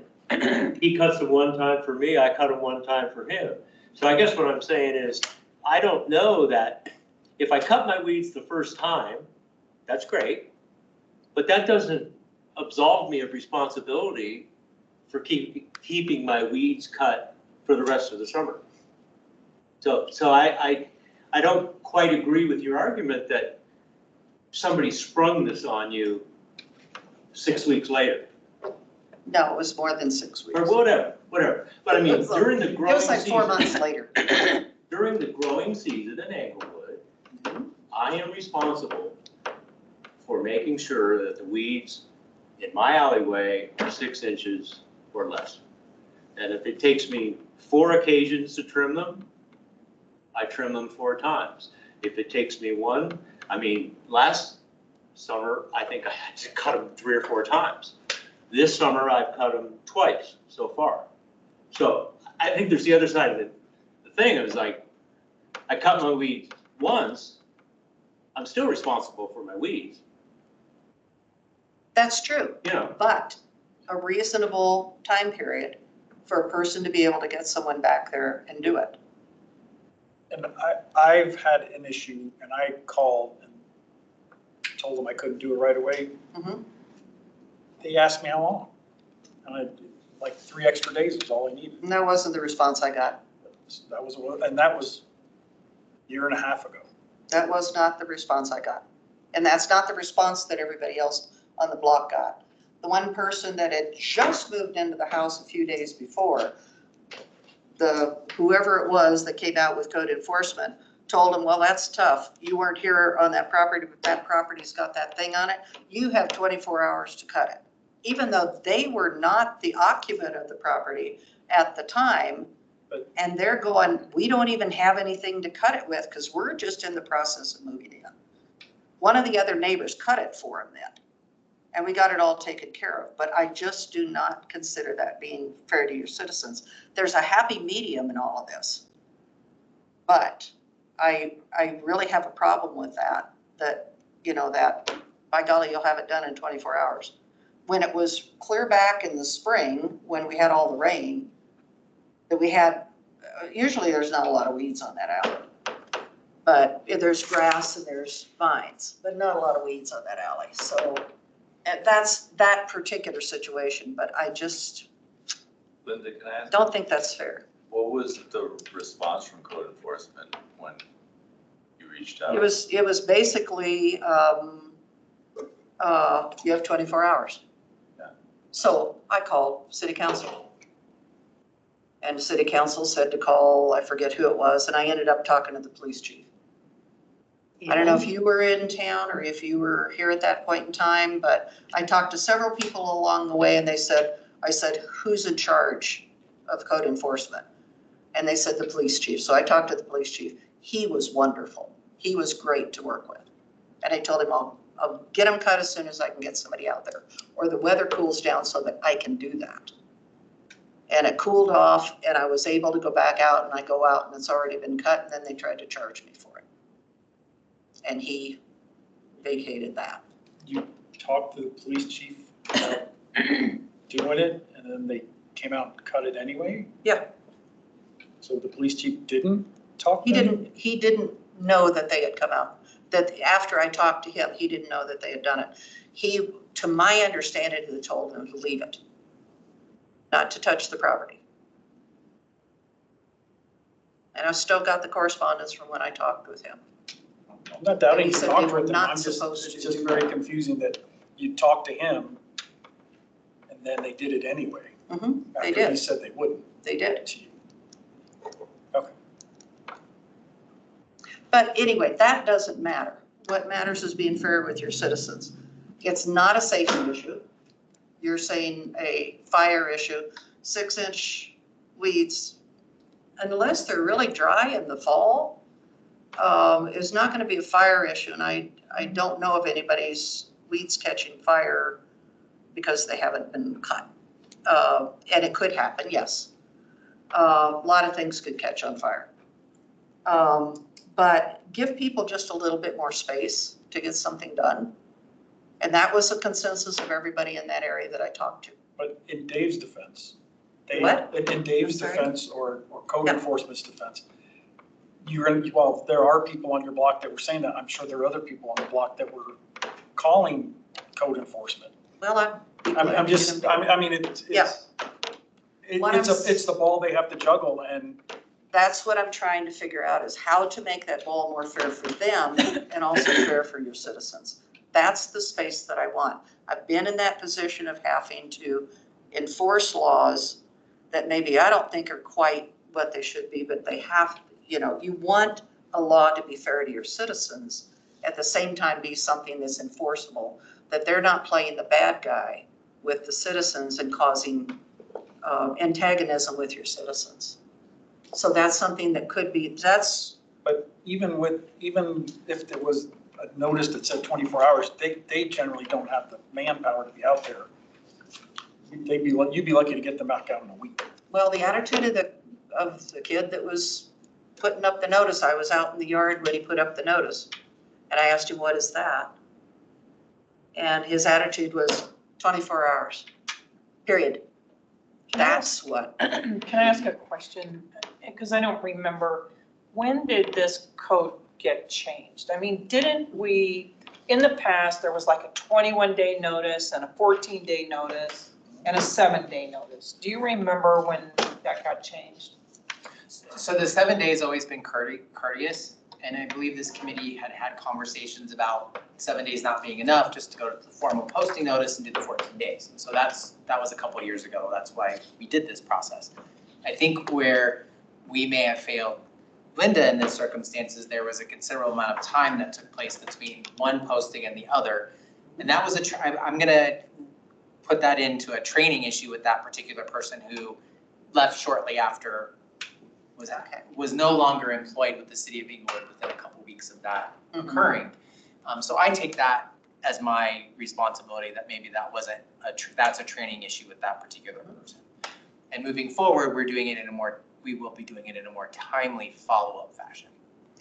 And work with the citizens. And that's what we do. That's why we were trying to do the 24-hour notice. And in most circumstances, like it would come out on a Friday when we did most of our inspections. It wouldn't be referred for abatement until that Monday, so people had the whole weekend to do it, which in reality, it wouldn't happen until like Wednesday of that week. So it was kind of towards the week. I hear what you're saying. Moving forward, we're gonna take that feedback. We'll change that. We're not gonna have 3 months moving forward. No. We'll evaluate it. Yeah. On a case by case, but the biggest concern that we have is making sure that a code enforcement official, not the seasonal person, somebody reaches out and says, hey, this is my circumstance, X, Y, and Z, and I don't think I was in town when you were here, which is why it was several days before I heard about it. And I know that my team member who fills in also didn't hear about it. I heard it much after the fact, your circumstance, so I don't want to discuss that. But I apologize that was your experience. Moving forward, we're going to take that feedback.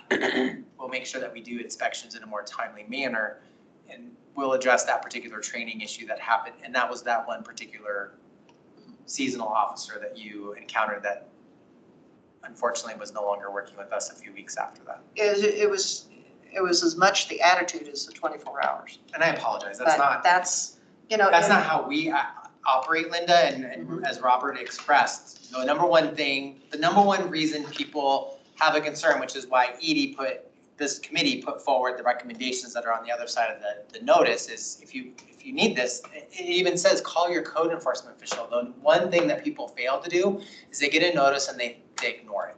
And I'm not saying your circumstance, but I'm saying in general. Yeah. They ignore it. And so then we come back and we try to reach them. They ignore us again.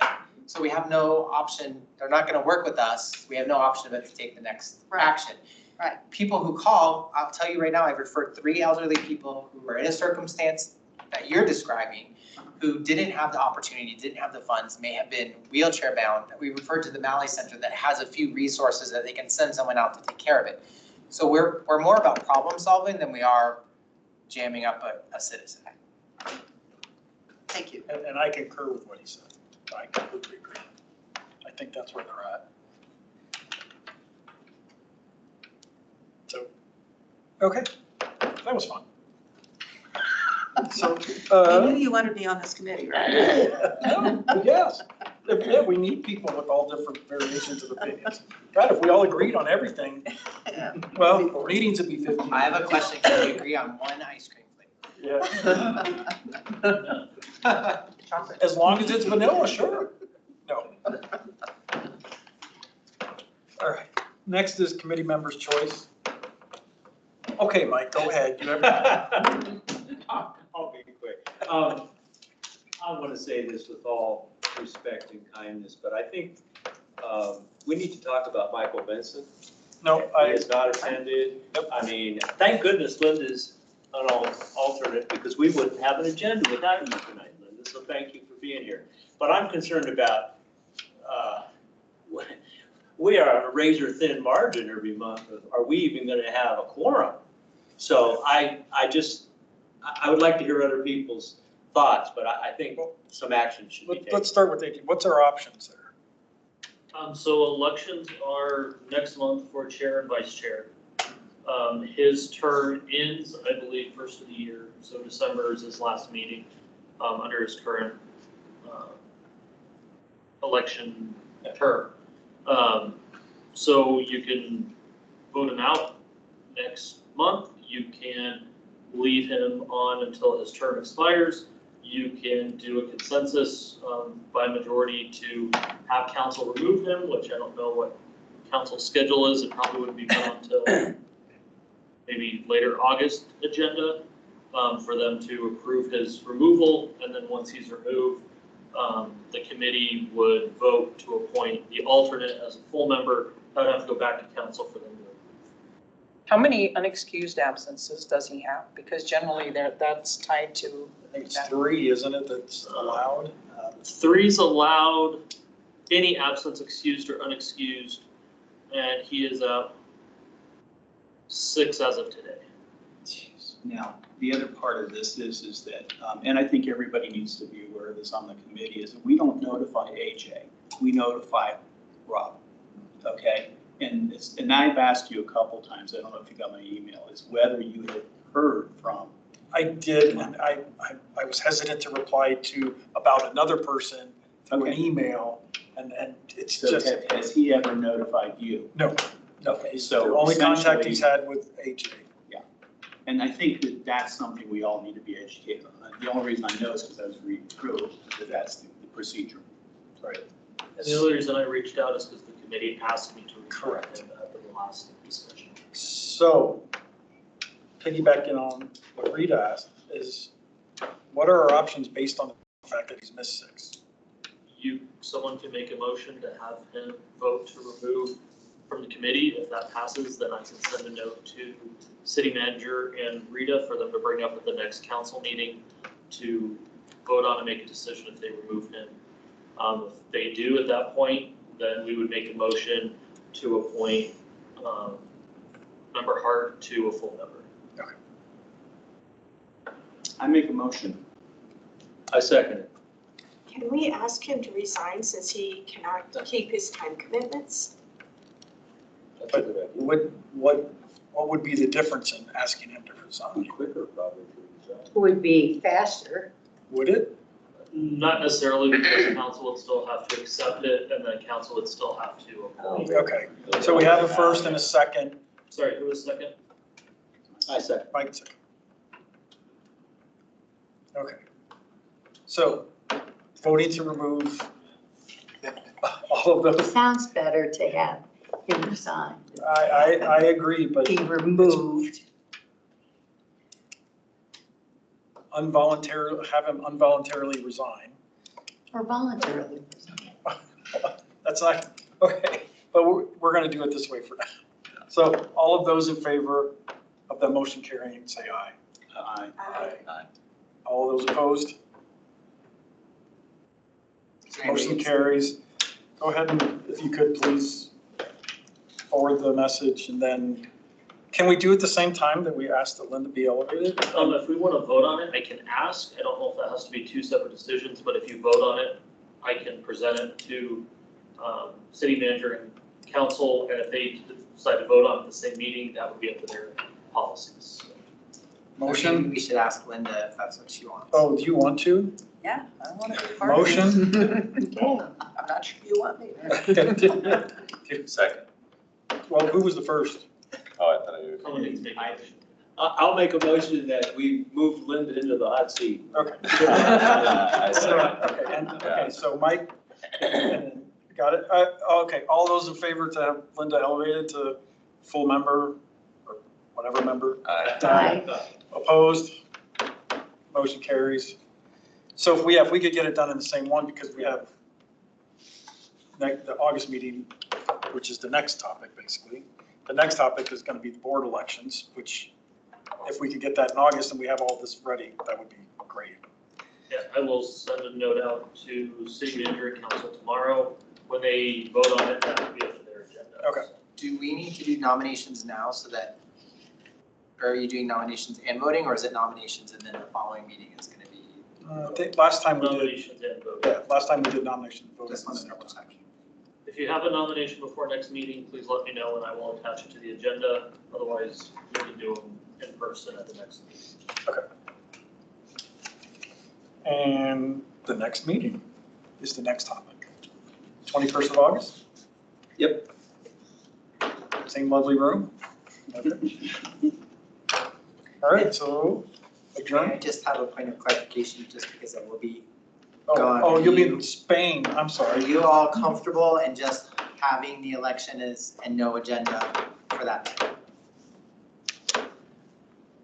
Yeah. I would like to recommend maybe that we can discuss next time.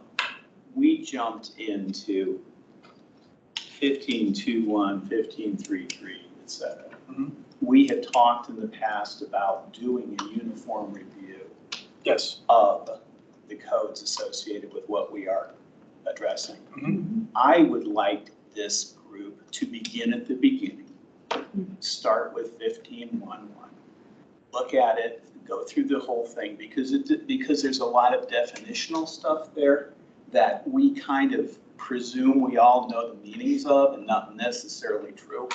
But it would help, I think, for everyone to have a little better understanding of the entire code and how it all works together, rather than us jumping into the middle of something like we tend to do and then having to Okay. ask lots of questions.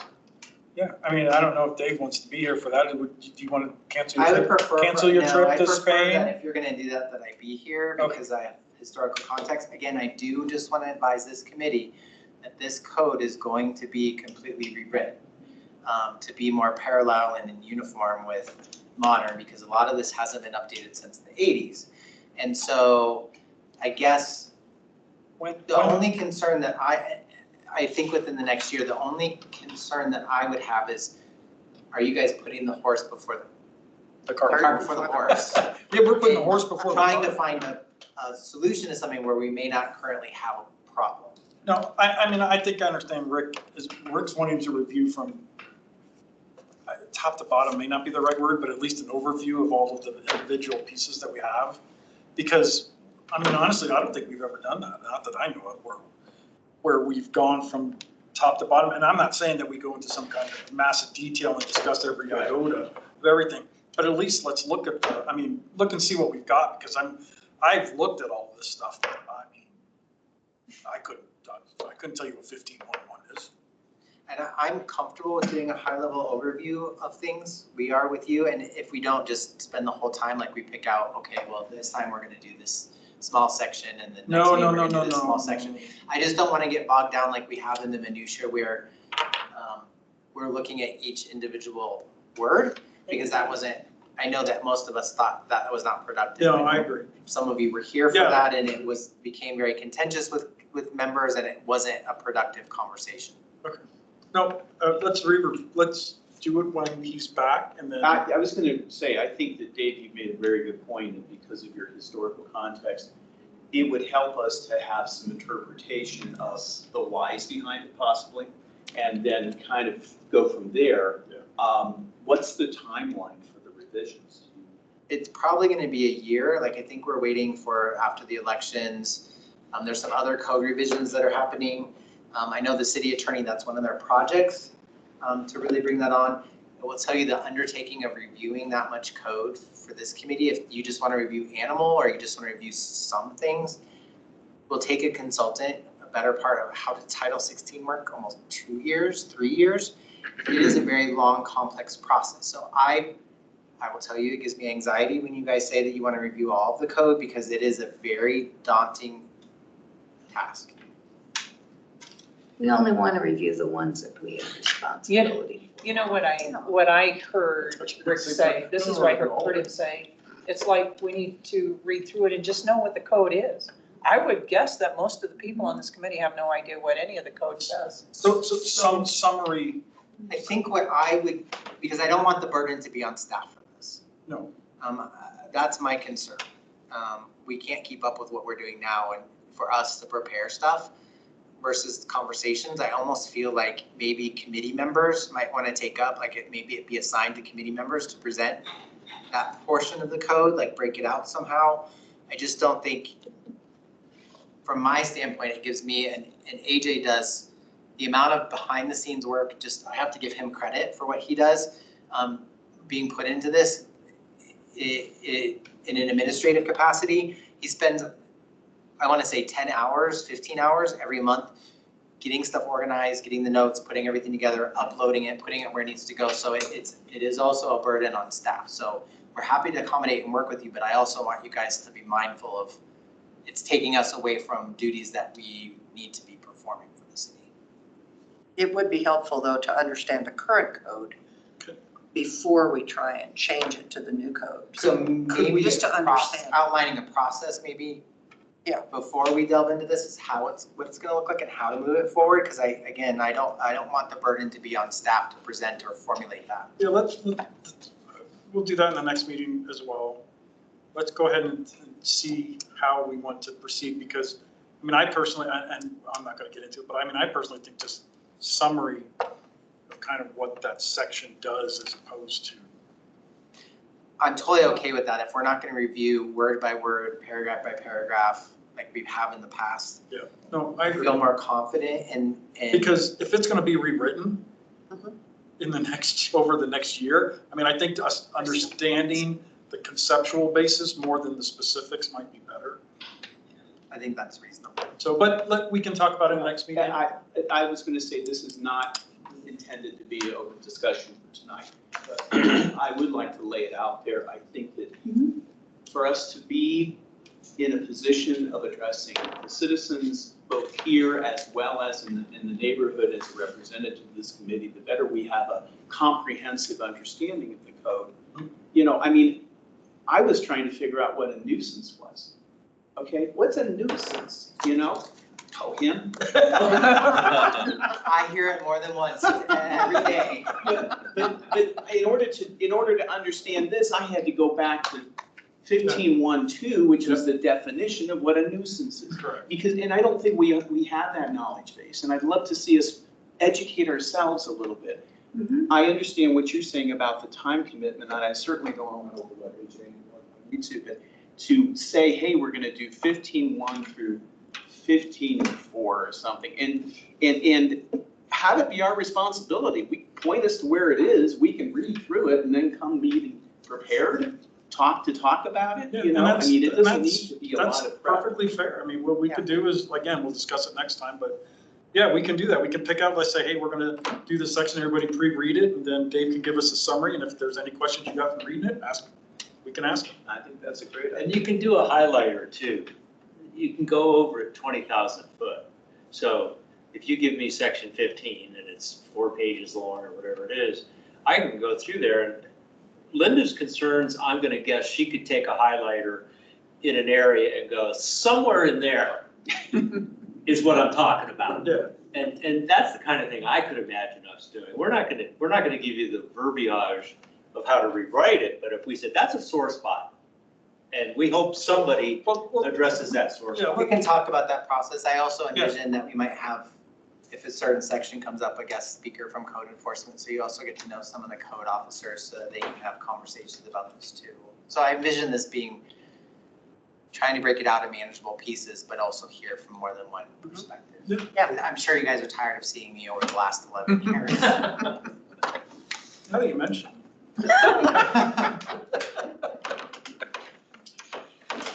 Somebody has to give you crap. I appreciate it. I mean, I feel you get off too easy here. Wow. So, I saw AJ driving down the street the other day. I felt like I needed to hit his truck so he could get a break. I mean, geez. You've already had that happen once, please don't do it. Not him. Well, Rita got me the other day, and Oh, yeah, I saw you out working on the street. It was great. it was only 101 that day. Yes, it was pretty hot that day. You done, Rob? Oh, we're done. Okay. Meeting adjourned. Good night, y'all. Good night. Good night. Thank you. Does anyone want a copy of the communications plan? I've got some extras. I've got mine. Got it. Mine too. How's You got it? Here.